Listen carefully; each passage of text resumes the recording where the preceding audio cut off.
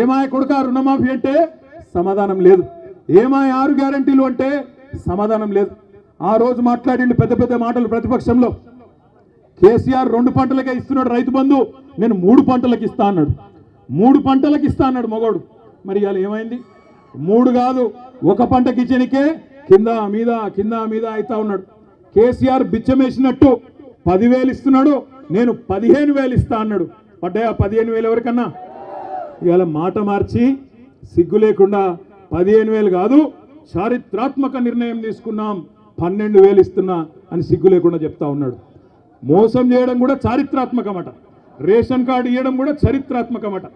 సంవత్సర కాలం నుంచి ఈ రాష్ట్రంలో రైతులను గరీబులను సావగొడుతున్నారు. ఏంద్రా అంటే రేషన్ కార్డు కావాలంటే దరఖాస్తు, రైతు భరోసా అంటే దరఖాస్తు, కులగణన అంటే దరఖాస్తు. రాష్ట్రంలో ఎవరన్నొకరు సంతోషంగా ఉన్నారా అంటే ఒక్కరు ఉన్నారు. ఎవరంటే జిరాక్స్ సెంటర్లో తప్ప ఎవడు సంతోషంగా లేడు.